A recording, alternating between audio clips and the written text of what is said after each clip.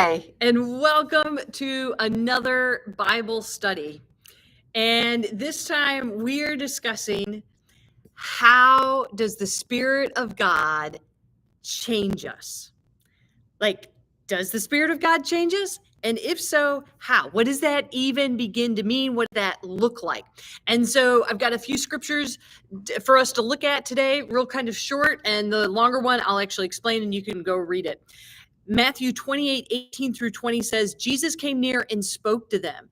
I received all authority in heaven and on earth. Therefore, go and make disciples of all nations, baptizing them in the name of the Father and of the Son and of the Holy Spirit, teaching them to obey everything that I've commanded you. Look, I myself will be with you every day until the very end of this present age.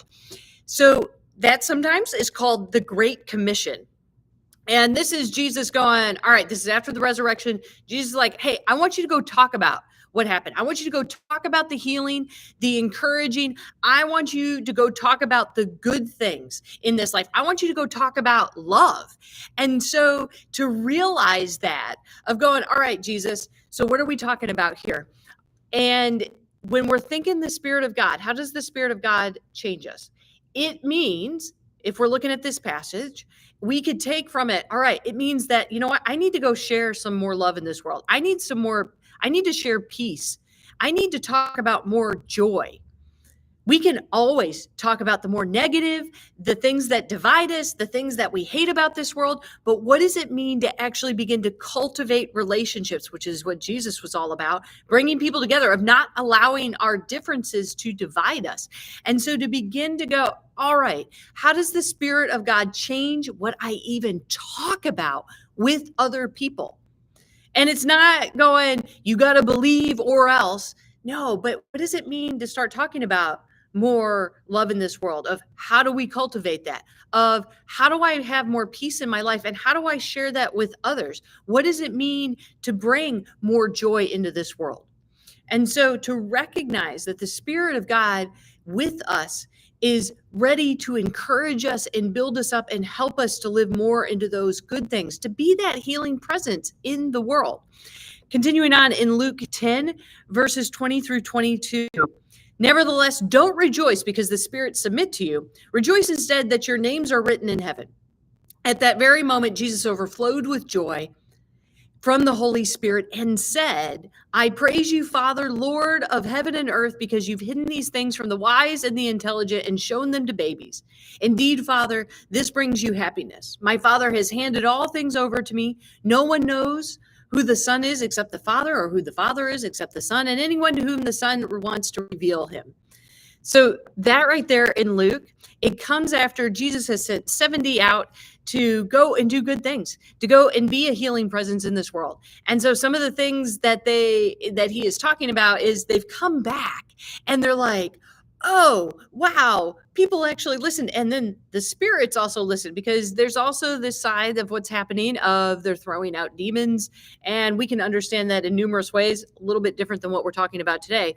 But to recognize that the Spirit of God gives us abilities to do good in this world, to bring about good, to bring about healing. And that it also said that Jesus overflowed with the Holy Spirit. Think about that for a moment. Overflowing with joy, because the Spirit of God is upon him. And what does that mean for us? Who out there would love a little more joy, would love to be able to celebrate a little more of the good things in life? And that celebration doesn't necessarily mean that everything is fine and dandy and exactly the way that we want it, but to recognize, to be able to celebrate the small things, the beauty that's around us, to be able to celebrate the small moments of giving that smile or encouraging, to be able to smile at the moment of going, wow, isn't this good? To be able to celebrate those things can bring about more joy.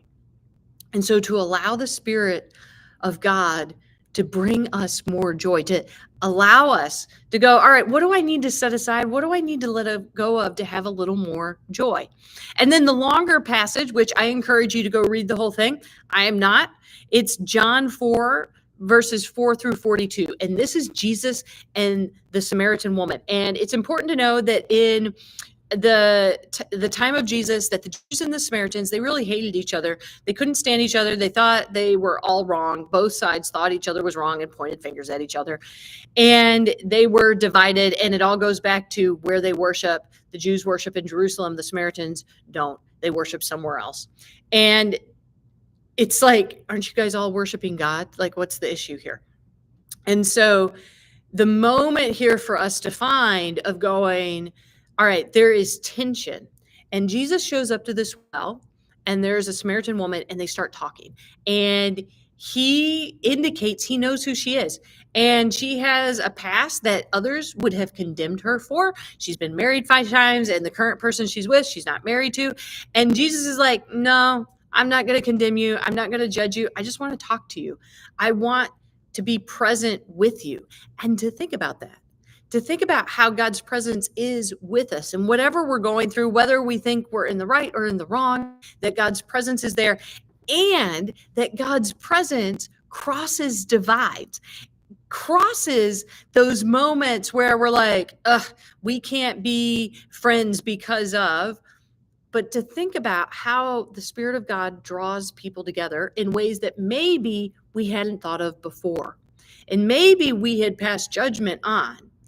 And so the Spirit of God is about opening us up to, all right, what are the things that we don't need to allow to divide us anymore? Yeah, we have differences. We have differences of opinion. We have differences of perspectives. But what are the things that we need to say, you know what, that needs to no longer get in the way of us showing compassion and dignity? Because Jesus shows this woman total respect, gives her the dignity of being heard, of listens to her. And she's so taken by this interaction that she goes and tells everybody about it. Like, she goes back to the town, and she's like, there is this guy, and he told me everything that I've done, and yet he still wants to talk to me. He is still compassionate and loving and good. And so people go out, and they are listening to him and what he has to say, and they're like, wow, we were intrigued because of what you said, but now we know something truly is different. And to think about that, of how we begin to change who we interact with, we begin to change how we respond to situations, we begin to be changed by how open we are to tearing down those barriers that maybe we've allowed to divide ourselves from others.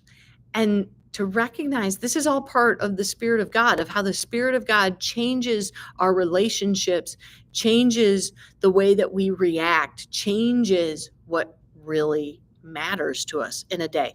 And this is an everyday kind of interaction. They're at a well. They need to go to the well. They need to get water. This is a normal, everyday kind of activity.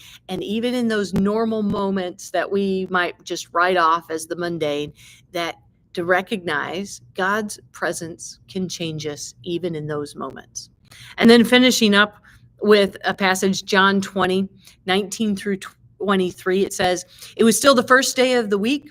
That evening, while the disciples were behind closed doors because they were afraid of the Jewish authorities, Jesus came and stood among them. He said, peace be with you.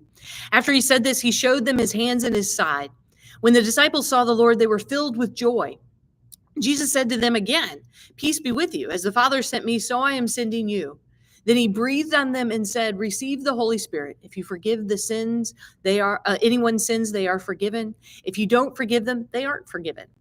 And that right there, this is after the resurrection, and Jesus says to them twice, peace be with you, because they are afraid. They've got a lot of fear. They're fearful of other things. They're fearful of the things they don't understand. They're fearful of what's going to happen next.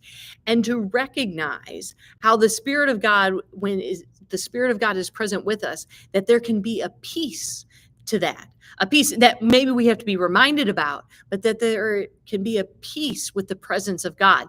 And then he says this really interesting thing. He breathes on them. He breathes on them the Holy Spirit, which is this sign of creation. Like, guess what? You can create. You can do things differently. And so he says, here's what you can create. If you forgive anyone's sins, they are forgiven. If you don't forgive them, they aren't forgiven. And to recognize what that's doing. All right, this is not about God forgiving. Like, That's not mentioned here. We're not talking about that. God forgives. There are times that we don't understand God's forgiveness. There are times where we're like, I don't know if I can forgive like that. And we just have to recognize what is of God and then what Jesus is saying here to all of us. And that forgiveness is really fascinating. It's really important because we can think about it in terms of, you know what? If we're going to hold on to a grudge, if we're going to hold on to how somebody wronged us, we're just going to allow that to filter into our souls and we're going to allow that to fester. And Jesus is like, yeah, so if you hold on to that, you've not forgiven them. And then the way you let go of it, how you let go is, you know what? When you let go and forgive them, then it's done. And it kind of reminds us of the passage out of Matthew where Peter goes, so how many times am I supposed to forgive? And Jesus is like, 70 times 7, man. You're supposed to forgive a whole lot of times. And we may be going, well, what does that exactly look like? What does that forgiveness look like? Because different things have happened. I mean, there's the minor things that, yeah, okay, we need to forgive. We need to let go of that. And then sometimes there are really major things that happen that it's like, I can't be in relationship anymore with a person because it's dangerous. Like it is abusive. It is not okay.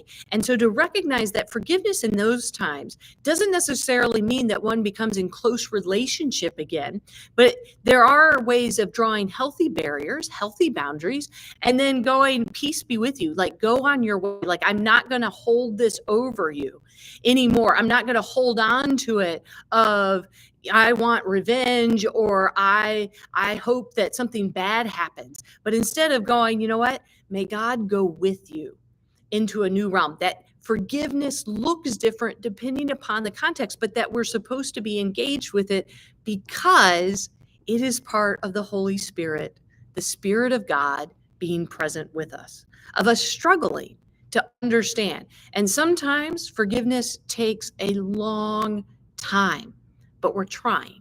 And that's what's important. And to recognize just how much the Spirit of God can help us, especially when we ask for that. Constantly asking, God, help me to understand what it looks like to forgive in this situation. And so with all of these different scriptures, of being able to go, all right, how does the Spirit of God change my day, how I show up, how I react to situations, how I allow differences of opinion to divide or not? How does the Spirit of God change the way that I see or understand others, or at least give space for more understanding, give space for listening? And so, how will you understand the Spirit of God in your life and how it changes you? Because it's all a journey. All of this is a journey. And I hope that on this journey, you discover how God is with you through it all.